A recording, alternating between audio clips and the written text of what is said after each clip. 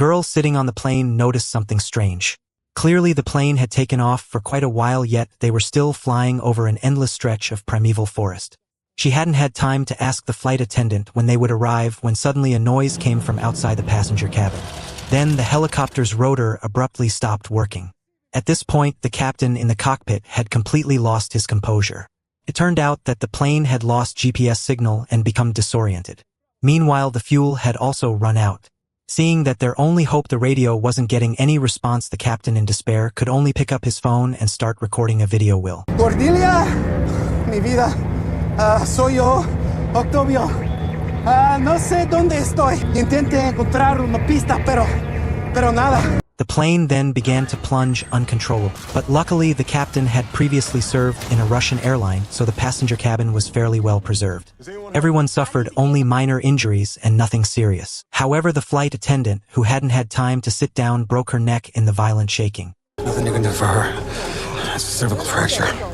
Afterwards, everyone got up to check on the captain's condition, but when they opened the door, they saw a tree branch had pierced his chest. How is he? Still breathing, if you can believe that.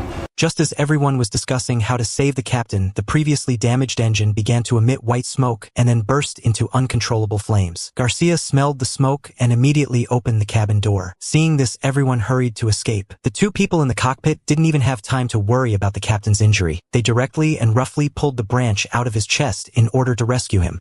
At the same time, Garcia, who was the first to run out, didn't think about putting out the fire, but instead rushed to open the luggage compartment to retrieve his belongings. Fortunately, someone on the plane remained clear-headed. Sonia grabbed a fire extinguisher and managed to extinguish the flames just in time. Although she didn't understand what could be so important in Garcia's suitcase, she didn't have time to dwell on it now. At this point, except for the flight attendant who died in the crash, 9 people remained. All of them were like headless flies, not knowing where they were.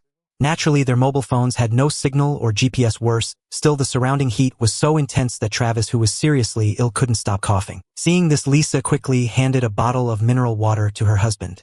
But after taking just one sip, he realized he had to conserve resources. However, the ever-optimistic Lisa believed the government surely already knew about the incident and was probably on the way to rescue them. But some people had completely different thoughts. Sonia believed it would be difficult for a rescue team to find this place anytime soon. They had to be prepared for everything. After saying that, she decided to move the flight attendant's body outside first to prevent decomposition in the stifling environment from spreading disease to others. Seeing this, Amy was terrified and buried her face in her boyfriend's chest. But soon after, she heard a faint sound in the forest. She immediately turned her head but saw nothing. Only some bat leaves falling, making the place even more eerie. At that moment, Sonia had begun collecting the remaining supplies. Lisa, fearing she was hiding something, used the excuse of helping to monitor her. But this made Sonia suspicious. By now, the captain had regained consciousness. It's not my fault.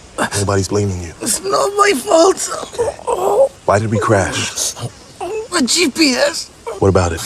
The GPS failed. Oh. I tried. What does that mean? You were using maps, right? Did you manage to radio for help? Come on, does anyone know where we are? Seeing the man in severe pain, Zach quickly asked Kevin, who was a doctor, to examine the wound. Who told you I was a doctor? On the plane. The moment you saw the flight attendant, you said she had a cervical fracture. That's medical language. Anyone else would say she had a broken neck. Professional terminology that only a doctor would typically know. Realizing this, Kevin had no choice but to admit he was once a doctor. He then began assessing the captain's injuries. He's got multiple lacerations and a fractured left arm, a punctured sternum, thankfully not very deep. These may or may not be life-threatening, but the chest pains, the shortness of breath, enlarged jugular vein all point to a pneumothorax, by which I mean a collapsed lung. Will it kill him? It could.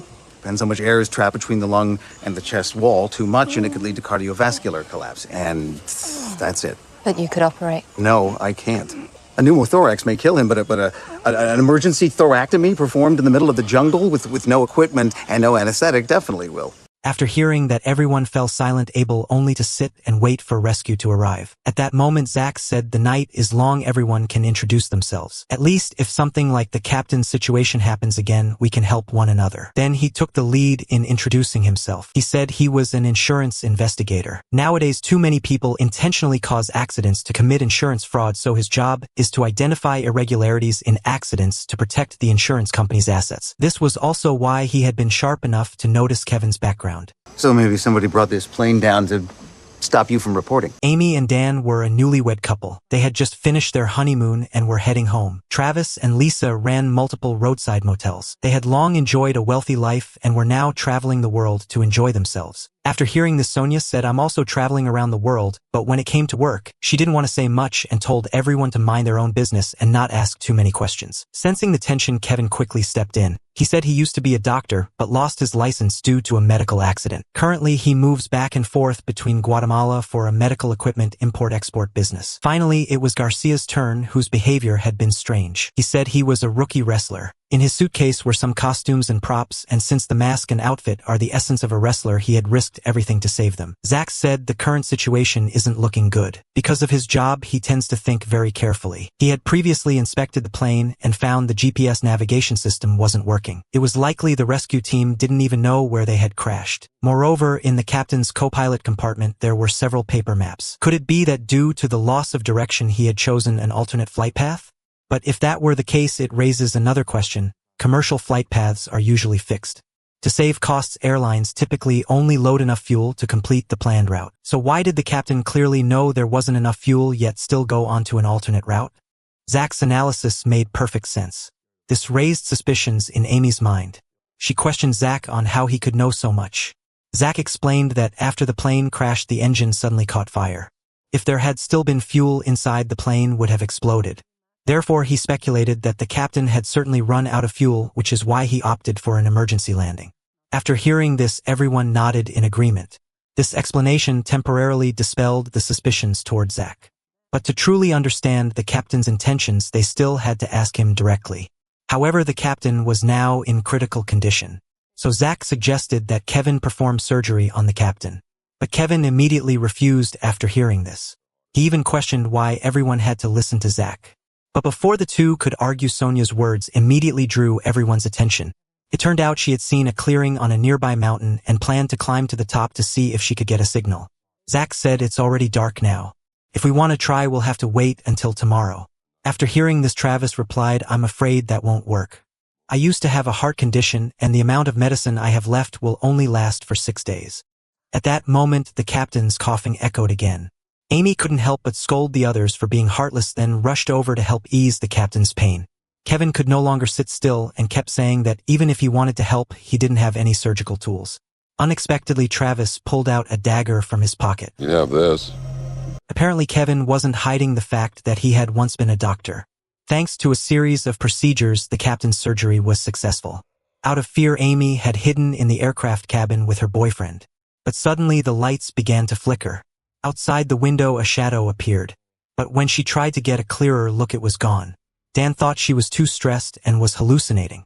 Meanwhile, Lisa and Travis took advantage of the moment when Garcia went to relieve himself to eye his suitcase. Lisa had always believed he was hiding something, so she persuaded Travis to stand guard for her. Then she took the opportunity to try to open the suitcase, but unfortunately it was locked, so she ultimately returned empty-handed. At this point, the group had clearly formed opposing sides. Everyone suspected each other of not being good people. And just as they feared, once night fell, and everyone was asleep, a figure carrying clothes approached the captain and pressed down hard on his head, suffocating him to death. The next day, everyone discovered the captain had long been dead. They all assumed he had unfortunately died from an infection. I don't understand it. There's no sign of infection or internal bleeding. I was so sure he was going to pull through. So what killed him? Good question. You got any ideas? How would I know? Well, I guess it's what I said, post-operative shock. Somebody should have stayed with him. Well, it's a bit late for that now. I didn't hear you volunteer. No, Dan's right. It should have been me. He was my patient. God damn it. We didn't know anything about him, Tavio. He was a pilot, but was he married? Did he have kids? And the stewardess? She died too. We didn't even know her name. We don't know anything about any of us. This is the very American TV series that went viral online this year, 9 Bodies in a Mexican Morgue. And the terrifying part is that on the 9th day, when the military finally found them, not only had several people become cold corpses, but there were supposed to be 10 passports and 10 passengers, yet only 9 bodies were found. Who was the one who murdered the captain, and was it the one missing survivor? How did he manage to escape from this dangerous tropical forest? These mysteries can only be answered by the following developments in the series. By early morning on the 2nd day, due to the high temperature, the captain's corpse had begun to decompose. So Zach asked Kevin to help move the body elsewhere, but neither of them noticed that during the move the captain's phone accidentally fell to the ground. Dan saw this and quietly stepped forward to pick it up. Amy, curious, didn't understand why her boyfriend had taken the phone. Didn't want to just leave it there. Immediately afterward, he lied about having a stomachache and took some toilet paper before heading deeper into the forest. Taking advantage of the fact that no one was around, Dan secretly hid the dagger nearby. After Zach and Kevin had left, he ruthlessly used the dagger to cut off the captain's finger. Then he hid in a corner and used the severed finger to unlock the phone. It turned out his greed had been sparked. He wanted to steal the captain's savings. But transferring the funds required both a fingerprint and a password for dual verification. This rendered all his efforts useless. In the end, he could only hurriedly discard the severed finger and return to the group. At the same time, while organizing luggage, Sonia discovered a rectangular box. Seeing this, Travis quickly claimed it was his. He even said it was just sports equipment and didn't need to be opened for inspection. Lisa, standing beside him, quickly urged her husband to come back because she had just remembered something horrifying. She once had a neighbor whose husband strangled her to death in bed. And the appearance of the dead neighbor was exactly like the captain's. Purple face, bloodshot eyes. So she was certain the captain had been murdered. But she couldn't explain why he was killed. Just as she finished speaking, she heard a small noise from the woods behind her. But when she turned around, there was nothing there. Fearing someone might be eavesdropping, Lisa immediately went silent. On the other side, after tidying up, Sonia sat down next to Amy. She deliberately tried to investigate everyone's background.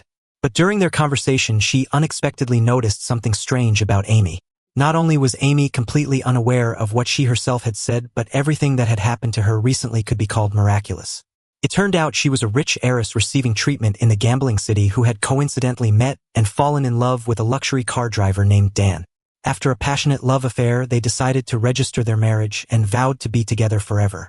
That was why they were on this flight for their honeymoon. Sonia said nothing more. She could only wish them safety. Unlike the 5 people who wanted to sit and wait for rescue, the other 3 took the initiative to act. They removed the plane's GPS tracker. Although after inspecting it, they found it wasn't damaged. For it to work, they needed to attach a long enough antenna and place it somewhere high to catch a signal.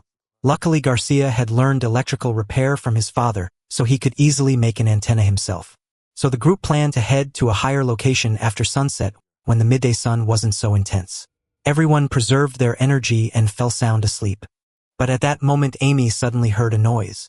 After opening her eyes, she saw someone deep in the forest secretly watching them. Then that figure disappeared. Along with him, 2 things also vanished. One was Travis's heart medication. It was unclear what he intended to do with it. The second was the supplies in the airplane cabin. When Sonia took inventory, she found that the belongings were much fewer than in the morning. Clearly someone had stolen them.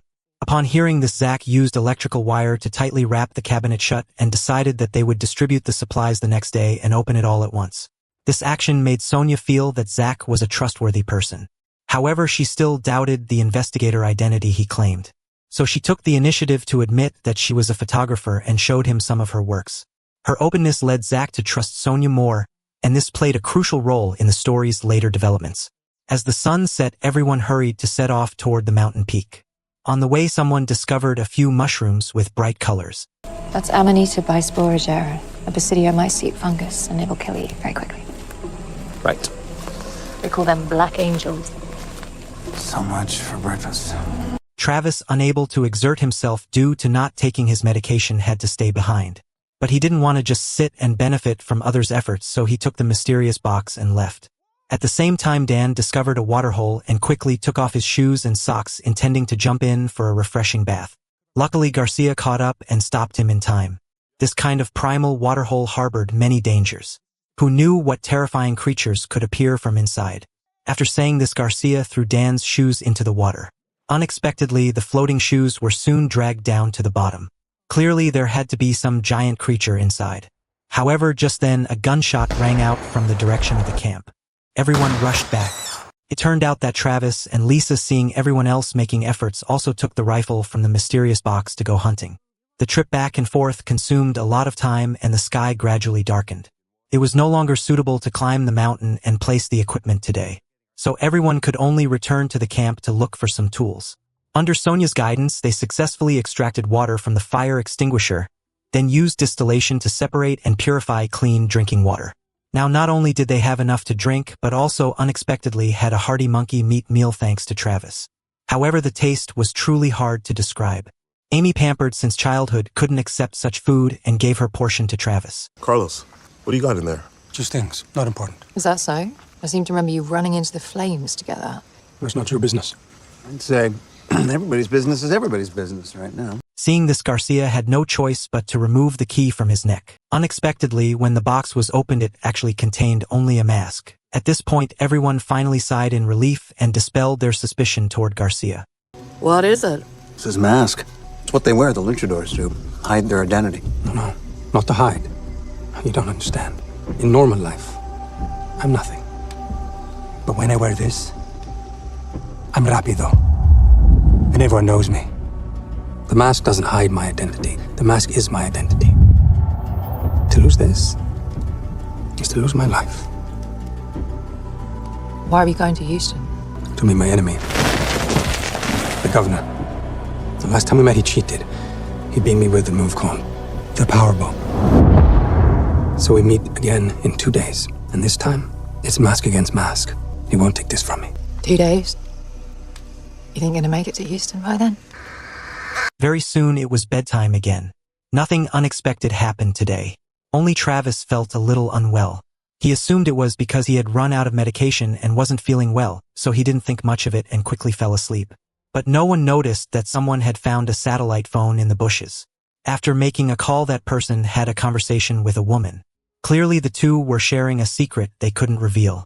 Time passed into the morning of the third day, and everyone was awakened by a faint choking cry for help. They saw Travis foaming at the mouth, unconscious. Sonia hurried to wake Kevin. Unexpectedly, after examining him, Kevin discovered that Travis had suffered food poisoning. At this point, the only way to reduce the symptoms was to induce vomiting with salt. Sonia remembered that there were many packets of salt in the airplane cabin. It's on the plane. Yeah. But when Amy rushed over, she found that the supply cabinet had been locked, and in just that moment, Travis painfully met his death. Somebody wired up the storage compartment. After hearing this, Sonia sensed something was wrong. But she was immediately interrupted by a loud scream from Liza. She insisted that someone had definitely poisoned and killed Travis. Since supplies were running low, the killer surely wanted to eliminate others to ensure their own survival. Moreover, she had told Travis that the captain died from suffocation, and it must have been because of this that the killer murdered Travis. Perhaps she would be the next target. Everyone was panicked by Liza's analysis. No one noticed Garcia sneaking into the forest. At this point, the group had split into smaller teams. Sonia and Zach had locked the cabinet, so the two stayed together. She analyzed that everyone had eaten monkey meat the previous night, but the only difference was that Travis had also eaten Amy's portion. Was the original target the killer had in mind Amy, or was Amy herself the killer? Thinking it over, neither of them could reach a conclusion, so they had to pry open the cabinet to distribute the day's supplies. But surprisingly, all the food inside had already been stolen. Meanwhile, Amy was of course grouped with Dan, and after stealing the captain's phone, Dan discovered a horrifying video. Cordelia, my love.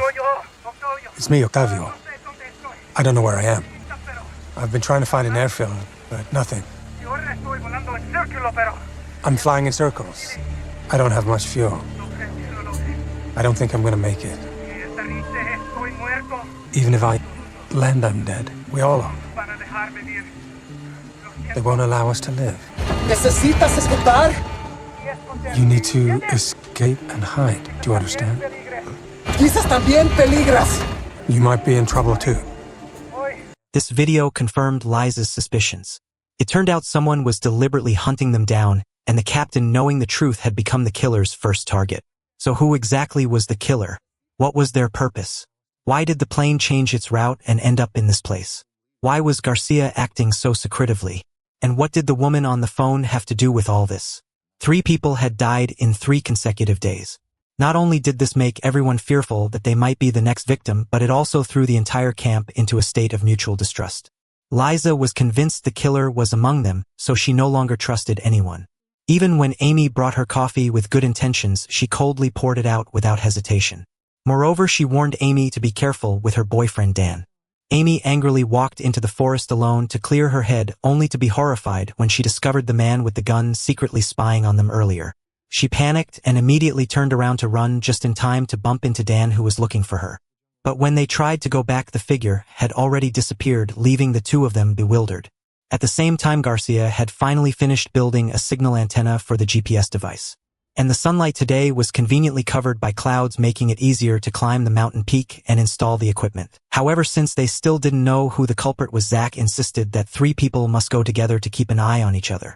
After discussion, they decided Kevin and Sonia would accompany Garcia while the rest stayed at the camp to monitor one another. But on the way up the mountain, Sonia discovered something strange. Garcia pulled out a piece of chewing gum to chew. As Sonia walked last, she picked up the wrapper and realized that the gum was the same snack that had mysteriously disappeared earlier. This action made Sonia suspect Garcia had ulterior motives.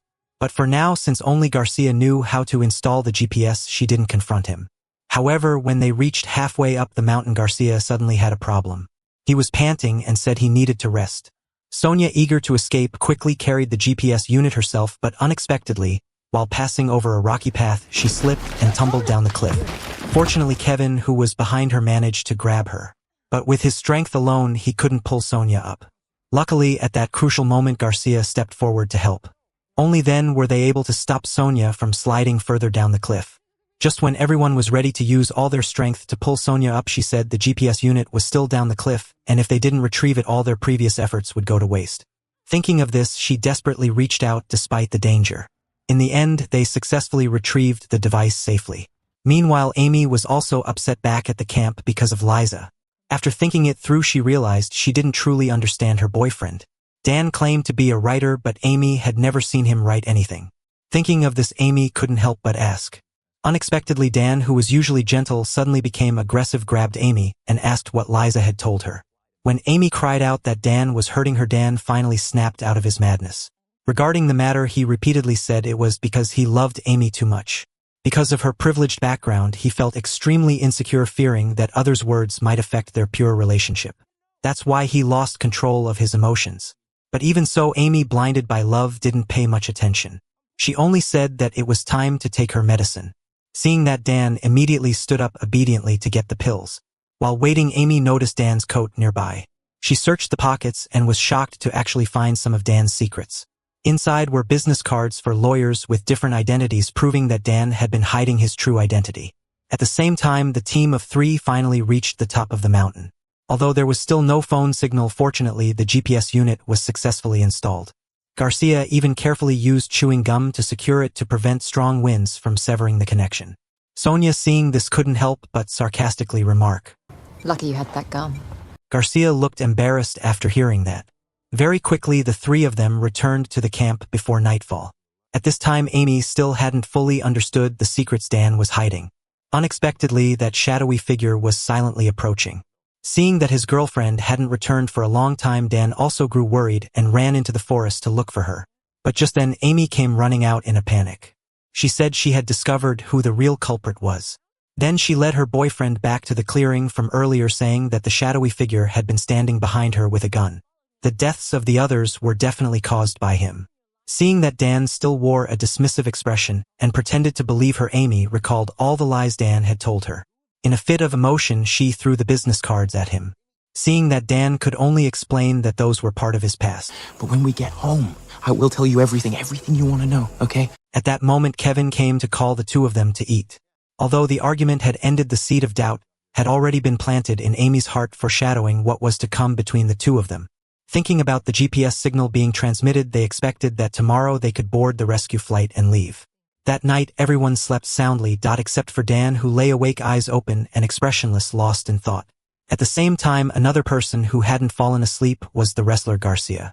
He was taking advantage of the time to replenish his energy, his purpose clearly to return and prepare for his first match. Turned out Garcia really had been the one stealing the snacks. After eating, he even remembered to do pull-ups to burn off the calories. Truly a self-disciplined person.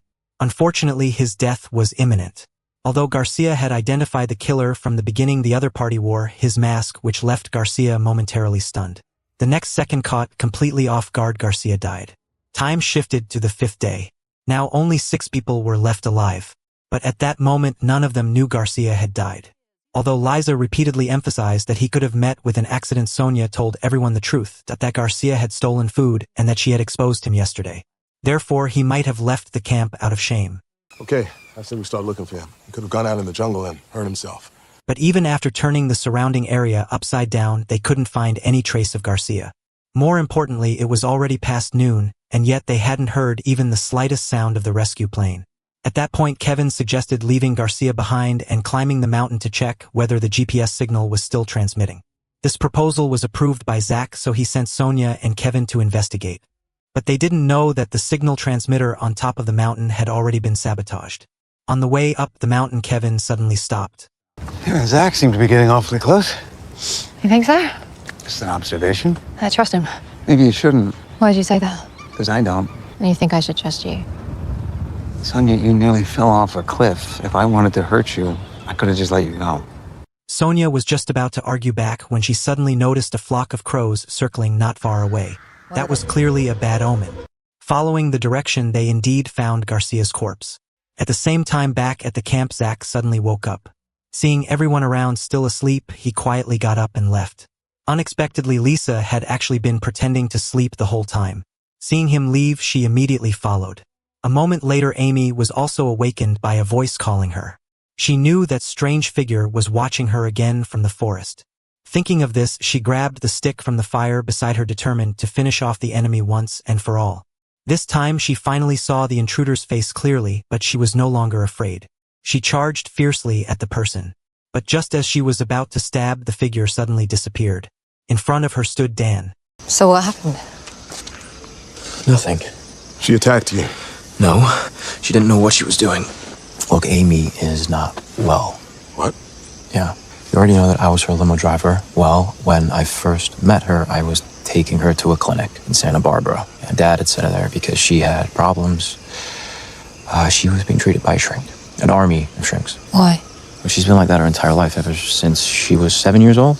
She went to Bluebird Elementary. It's in Los Altos, California. In 2003, it was the scene of a mass shooting. 5 kids, 2 teachers killed by a man called Billy Spencer using his dad's automatic rifle. Oh, God. Yeah.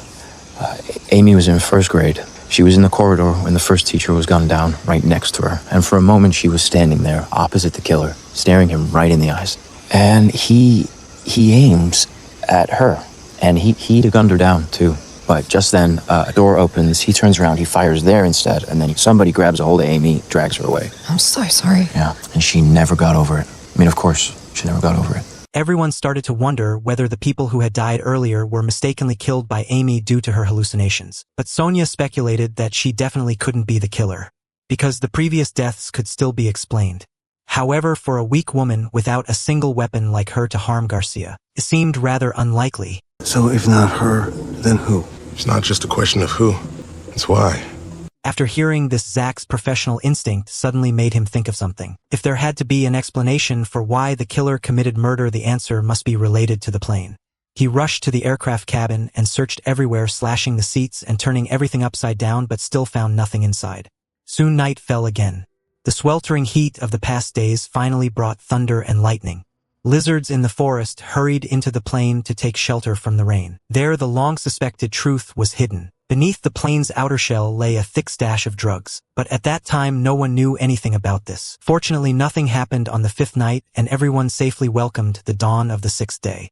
But the mistrust between them only deepened. Because the previous day, when Kevin was treating Dan, he had accidentally seen a tattoo on Dan's back. Curious about those tats of yours. Oh, yeah? Yeah, wonder where you got them. Is that any business of yours? Like we said, Dan, everything's everybody's business now, right? I mean, there are no secrets. I got him in Vegas. What I meant was, what prison? I'm sorry, what? You think I haven't seen gang tattoos before? I'm from Florida. I've treated ex-cons. You've been inside, haven't you? Thinking of this, he immediately asked about it, but unexpectedly Dan reacted violently and started a fight with him. Everyone heard the commotion and rushed to break them apart. At that moment, Dan blamed the hot weather to cover up the truth. Kevin didn't expose his lie, which made Dan lower his guard around him. Later, in a corner, Dan explained to them the origin of the tattoo. It turned out that he had spent several years in prison for impersonating an immigration lawyer, which was why he got the tattoo. After being released, he met the woman he loved most, Amy. And since then, he turned over a new leaf and never broke the law again. The reason he reacted so strongly was also because he didn't want his girlfriend to find out about this. However, before everyone could eliminate their doubts about him, an even worse piece of news arrived. Last night someone had stolen all the bullets from Lisa's pouch. Now only the last bullet remained in her gun already chambered. Clearly the gun in Lisa's hands had made the killer feel threatened. This change made everyone even more terrified. To escape from there quickly, Zach suggested checking the condition of the locator again. You think someone pulled the plug? Aside from Garcia, who had died, only Sonia and Kevin knew the exact location of the locator. Clearly Zach was suspicious of one of the two. But Zach didn't know that Sonia also had doubts about his claim of being an insurance investigator. Because earlier she had seen Lisa searching for something in the forest. To prove her innocence, Lisa told them she had been following Zach, and she insisted he had definitely hidden something nearby. After hearing this, Sonia seemed to be deep in thought. That night, a sudden heavy rain forced the group back into the airplane cabin. They had thought the sealed space would shield them from wind and rain, but before long drops of water began to fall. This made Sonia suspect there must be another layer of the plane above them. Because even though the outer shell appeared intact, water was still dripping in. After hearing this, everyone immediately tried to break through the ceiling of the plane. No one noticed that Amy next to them had suddenly fallen into another hallucination. At that moment, everyone was startled by the objects falling down. They saw that the ceiling of the plane was packed with drugs. With a glance, Zach immediately recognized it as addictive cocaine. This stuff sells for $1,800 per kilogram in Mexico, but can fetch $300 per gram in the US. This stash was likely worth $30 million. Zach's comment made Sonia once again question his profession, but it also filled in the missing piece of the story. It turned out the pilot had flown low over the jungle to transport drugs. At the same time, he had turned off the GPS to avoid being detected by US radar. But this also turned him into a headless fly, ultimately leading the plane to run out of fuel and crash. The pilot's video will confirmed that he had an accomplice. But this raised two questions. First, why did the pilot betray them? Second, the accomplice committing murder to silence others only made people more eager to uncover the reason behind his actions. Just as everyone was analyzing the situation, Lisa suddenly noticed that Amy had disappeared. Dan quickly stood up, but Zach stopped him right there. She might be safer on her own. Are you serious? She's my wife! I'm not gonna leave her on her own. Surprisingly, Kevin, who usually didn't like Dan, was also very proactive. This made Zach look like the bad guy. Seeing the situation, everyone had no choice but to act. Unexpectedly, Zach was right. Danger was quietly approaching. At that moment, Amy was being lured by the dark figure from earlier, but after a flash of lightning, he transformed into the killer. Just as he was about to strike, Lisa rushed over with a gun in time. Freeze! One move and I pull the trigger. Amy! Amy! Come here. Come on! Get back to the plane, tell Dan. Under her threat, the killer dropped his knife, but in the next flash, he vanished on the spot. He teleported and launched a surprise attack from behind. Soon after, Lisa began to struggle to breathe. In the end, she could not escape her wrongful death. Afterward, the killer even tried to take Lisa's gun, but the approaching sound of screams forced him to abandon it. The timeline moved to the 7th day. Lisa's death further narrowed the scope of the suspect. But by then, no one had the mindset to hunt for the real killer anymore. Everyone was now fearful for their own safety. Distrust grew among the group. Dan and his wife openly held onto the gun. Kevin was visibly displeased. Just give me that. I'm not letting this out of my sight. Someone stole the bullets, remember? It's useless anyway. Oh, yes, why do you want it? Because maybe you're the one who stole them. Well, if you want it, come take it from me. But just remember, there's one in the chamber. Seeing this, Zach once again played the good guy, stepping in to mediate and calling for unity. But to Sonia, his words sounded extremely fake. Sonia shared her story. I was getting married. Mike and I, we had it all planned. Traditional wedding, old-fashioned church, English countryside. Mike was a musician, and we were doing a lot of parties. A lot of drugs. It never occurred to me that I was making some motherfucker rich. One of you, maybe. Sonia, where are you going with all of this? Don't you worry, Zach. I won't tell you the whole story. I'll just cut to the end. When I wake up in bed with Mike and he isn't breathing. He'd had a complete cardiovascular breakdown. Too much partying, too much cocaine, too much me. And that's when I knew that I had to get out of London and get as far away as I could and try and find some way of helping people with their lives instead of helping to kill them. The thing is, I know the truth. Lisa told me something and I checked it out and she was right. I know who's behind all of this. She then pulled out a handful of bullets from her bag. It turned out she had found the place Lisa said Zach had hidden things. Not only did she find the missing bullets, but also a handgun. Most importantly, there was a satellite phone next to them. She suspected Zach had secretly been in contact with the outside world all along. Faced with this situation, Zach finally confessed his identity. You know I'm not capable of any of this. You lied to us. I had no choice. I was investigating you. The plane, Aero Alux. I'm with the DEA. Why else do you think I carried that weapon? Come on, think it through, Sonia. If I wanted to hurt you, I could have shot every one of you one after another, and there would have been nothing you could have done. Yeah, you found my stuff. Did you also get my wallet? My ID's inside. But when Kevin opened it, Zach's anti-narcotics ID card was missing. Whatever you think, whatever this looks like, you got it wrong and you're making a mistake. Shut up, okay? I took the bullets and I hid them in a pit along with my wallet, gun, and ID. After Carlos was killed, it was clear that one of you was a psychopathic maniac. So I didn't think it was a good idea having a rifle and live ammunition lying around. But I didn't drop any of them. You think I'm that stupid? Somebody did that on purpose. They wanted you to find my stuff. Give me one good reason why any of us should believe you. Because it's obvious. You've seen for yourself. Aero Alux is a front. It's one of a dozen small airlines we've been investigating for months. Your ID just got lost in the woods? No. Somebody took it at the same time as they planted that radio. They worked out who I was and they neutralized me. But if you buy into their story, if you don't believe me, then you're finished. All of you. You turn on me, and we'll all wind up dead. However, his continuous lies had caused everyone to lose trust in him. Dan, now furious, knocked Zach unconscious with the butt of the gun. Now Sonia found herself in a difficult position. From her perspective, aside from her and the weak Amy, any of the others, Zach, Dan, or Kevin, could be the killer responsible for all the deaths. But since she couldn't confirm whether Zach's identity was real or fake, she couldn't make a decisive move. Zach urged her to think rationally. Dan had a criminal record and was now in possession of a weapon. Last night, Kevin had also rushed out of the plane first. Both had ample time to commit a crime. But this time, Sonia remained unmoved. You're asking me to trust you. Why did you never trust me? Zach didn't completely trust Sonia. She actually had her own hidden pain. Since both she and her fiancé had been involved in both selling and using drugs, he couldn't fully rule out her connection to the drug shipment. But at that moment, Sonia didn't want to waste any more words on him. Seeing that he still refused to reveal the satellite phone's password, she walked away to discuss with the other two. Dan wanted to use violence to force a confession, but since Sonia still had doubts, she decided to first check the GPS tracker. In the end, they decided to do both tasks at the same time. Whoever drew the short stick would stay behind to torture Zach for information, while the others would go up the mountain to check the tracker. Unfortunately, Kevin drew the short stick. So what now, Doc? You tell me. You want the code? I don't understand you, Zach. Why kill Octavio or Lisa? I did not. You're really gonna tell me that? It's the truth. So who then? Sonia? Or little driver Dan? He couldn't even fake being a two-bit lawyer. You. Although he looked fierce, swinging his fists after a round of punches and kicks, he still couldn't get Zach to speak. Meanwhile, the Narcotics Bureau finally noticed Zach's disappearance. They sent 2 agents to the airline. Unexpectedly, the person who received them was Cora, the captain's girlfriend, the one who had answered the phone earlier. Given that the captain had previously lost his license due to drug use, Cora said the company had given him a chance to start over. It was a reasonable answer, and the 2 agents could only leave in the end. Back at the campsite, Kevin had escalated his methods on Zach. He used scissors to rip out Zach's toenail.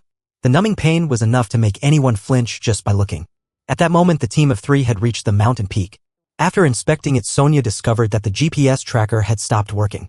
Luckily, after plugging it back in, it soon started transmitting a signal again. This time, the Narcotics Bureau finally caught the signal. But due to outdated equipment and it being an analog signal, they could only pinpoint the coordinates within a 20-kilometer radius, in a dense rainforest that was still a massive area. Fortunately, the Mexican military had a camp near the jungle and they had helicopters. Very good news for Zach's rescue. The director advised the 2 agents not to get too involved as relations between the 2 countries were currently strained. You go across that border again, you could wind up in jail. What if I asked you for 24 hours leave? On what grounds? Emotional. What she didn't know was that someone holding a makeshift knife was approaching the tied-up Zach. It looked like Zach was in grave danger, but surprisingly the figure turned out to be Sonia. It turned out Zach's earlier words had sparked some thoughts in her. If Zach really was one of the drug traffickers with the pistol in his hand, he could have killed everyone on the first day instead of resorting to stealthy murders, which only increased the risk of being exposed. And after ruling out Garcia, who was already dead, and herself, only Kevin could have tampered with the GPS tracker on the mountain. Releasing Zach now could create a 3-way balance. So after thinking it through, she chose to free Zach and warned him not to come near the camp again. But I swear to God, if you come anywhere near me, I will shoot you. Early the next morning, everyone discovered that Zach had escaped. Looking at the cut rope, it was clear that someone had deliberately let him go. This made the atmosphere in the camp tense again. After confirming that it was Sonia who did it, Kevin angrily said he no longer wanted to stay with her. Dan, who had the gun, also told Amy to pack their things. Since the signal had been received, rescue was surely on the way. He would rather leave with Amy than trust anyone else. At this point, the already small number of survivors felt even more isolated. And just as Dan predicted, the rescue team dispatched by the Mexican army had already set out. But in the end, the two of them couldn't hold on until help arrived. Their shirts were soaked with blood on the back. Sonia, who was the first to discover the scene, quickly scanned the surroundings, only for Zach to unexpectedly emerge from the forest the next second. You. Why are you here? I told you what I'd do if I saw you again. Get away from me. I didn't do this. Then who did? There are only 3 of us left now. You, me, and Kevin. Kevin was the last to arrive. Seeing the situation, he immediately picked up the rifle from the ground. Come on, we don't need to do this. Look around, Zach. 3 of us left, and I know I didn't kill Dan and Amy, which means it was probably one of you. So yeah, we kind of have to do this. Why would either of us want to kill them? Because they knew about that coke. That's what this is about, isn't it? You running drugs like some fucking cartel for 2? If I was working with Zach, why would I hand him over to you? I found his hiding place. I took his gun. Misdirection. You guys are pros. You could be the one doing the misdirecting, Kevin. If that is even your real name. You'd have fallen to your death if it weren't for me. I should have let you go. You didn't let me go because you needed the transmitter. Wrong. I didn't need you then, and I don't need you now. This is going nowhere. Drop the guns. Zach, fearing something unexpected would happen, hurriedly tried to persuade both to put down their weapons. Unexpectedly, this action directly made the barrel of the gun point at him. At the peak of this intense moment, the sound of helicopter blades finally echoed overhead. They immediately realized the rescue team was nearby. But what none of them expected was that due to the thick cloud cover obscuring the view below, their location was not seen by the pilot, who directly changed course and flew away. Seeing this, the group fell into disappointment again. Zach quickly urged everyone to put aside their doubts and head to the mountain peak to light a fire before the next helicopter arrived. At that point, the pilot would definitely find them by the smoke column. However, just as Kevin put down his weapon, intending to reconcile, he saw that Sonia still hadn't lowered her pistol. She demanded Kevin throw away his gun completely before talking about cooperation. With no other choice, Kevin unloaded all the bullets and threw the gun into a nearby puddle. Right after Sonia urged everyone to head up the mountain together. No, I'm not going up there with you two. Why not? Because, despite your little speech just now, I'm not feeling particularly safe with you. And certainly not with everybody's favorite insurance guy. I'm not gonna hurt you, Kevin. Yeah, you say that. But we're hiking up the escarpment. Who's going first? Who's in the middle? Who's last? What does that matter? Because I want to get there alive! So he suggested letting the other two go ahead while he quietly followed behind. Hearing his reasoning, Sonia didn't mind. After all, she now possessed the only gun in the group and wasn't afraid the others would try anything. At the same time, CLE, acting alone, was arrested by Mexican authorities as soon as she reached the border.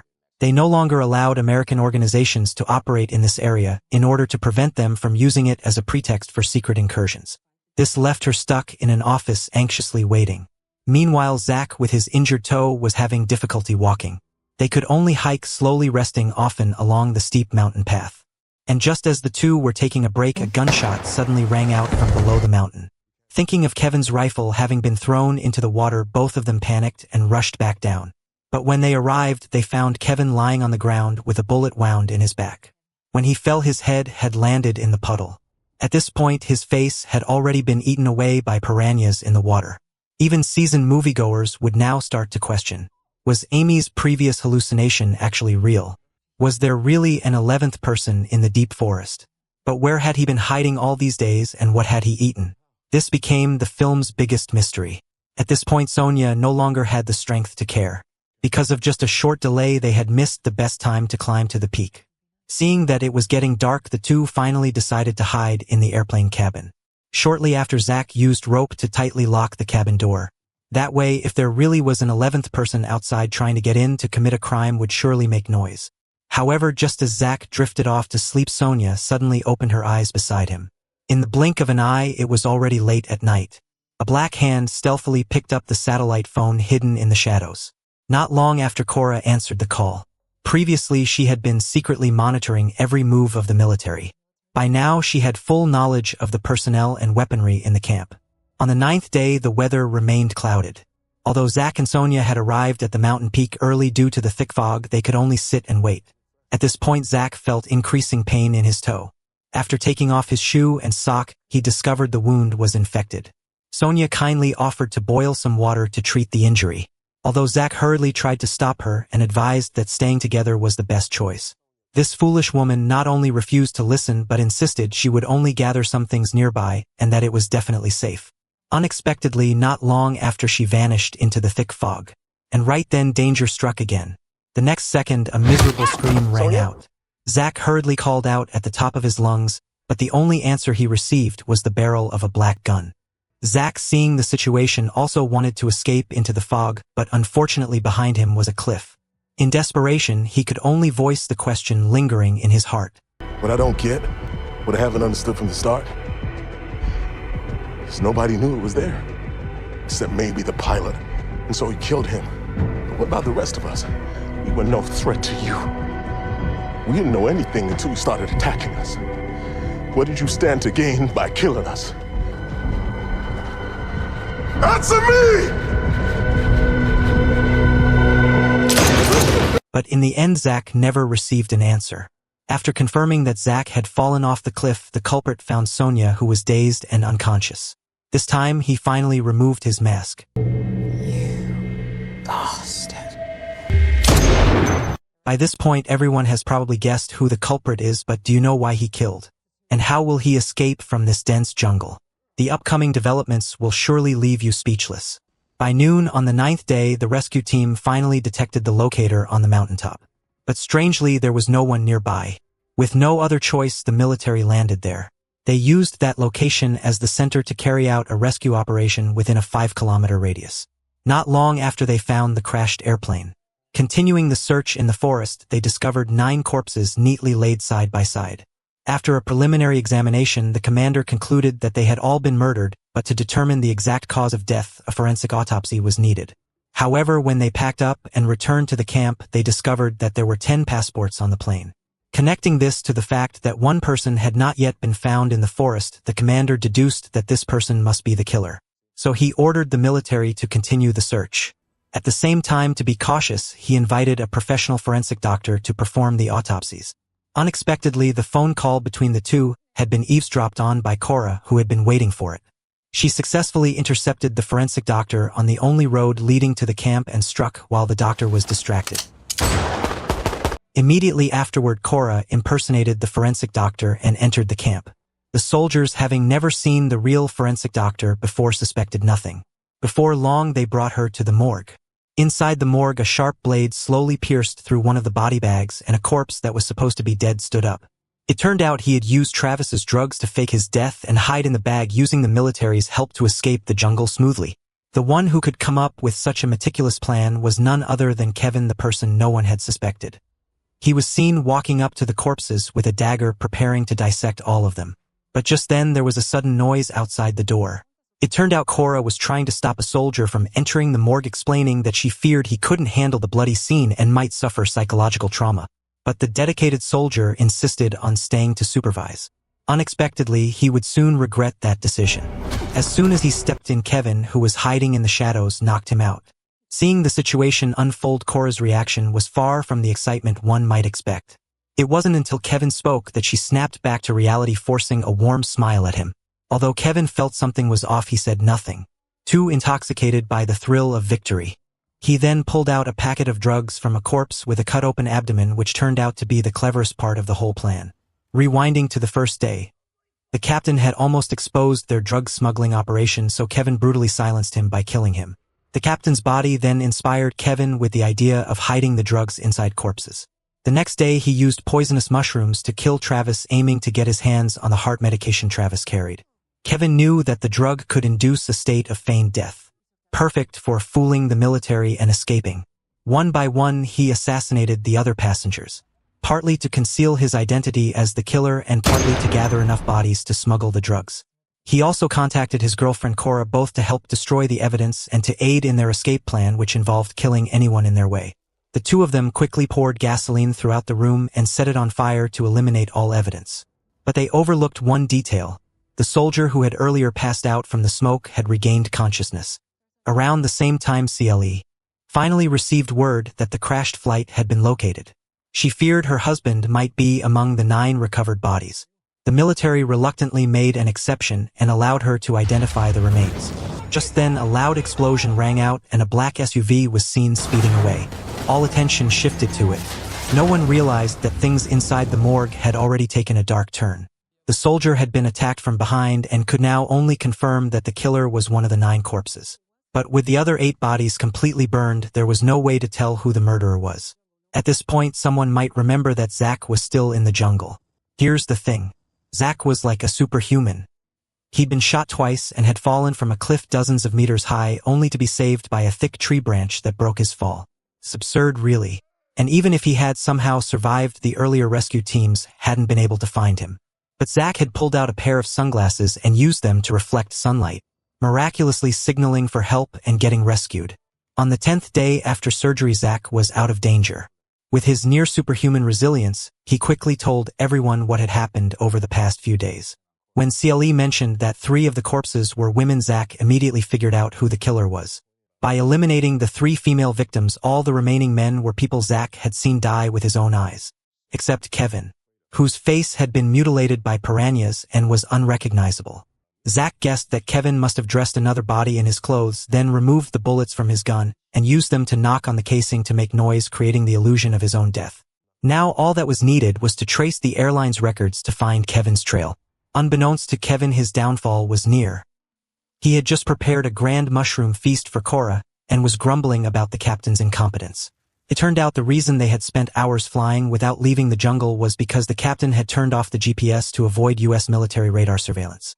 But this also caused him to lose his bearings, eventually running out of fuel and crashing the plane. While he spoke, Cora suddenly felt her throat tightening. It turned out she had eaten a highly poisonous mushroom from the jungle. And so the final mystery was unraveled. Remember the video Will the Captain recorded in the very first episode?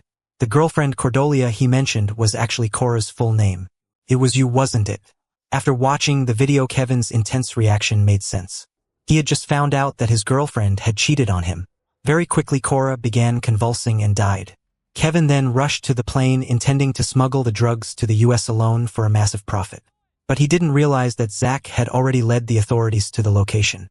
As soon as Kevin took off, Zach opened fire like a madman. In the end, Kevin could only watch helplessly and furiously as Zach failed to stop him in time. Flying once again over the rainforest, Kevin suddenly heard a loud alarm. To his horror, the fuel tank was empty again. Turns out Zach's wild shooting spree had hit the fuel tank. The next moment, the engine's roar cut out. But this time, unlike before, Kevin had no backup, no tricks left up his sleeve. Just a small stash of drugs on board. And that's the end of today's story. Thanks for watching. If you enjoyed the film, please give us a like and subscribe to support the channel. See you next time.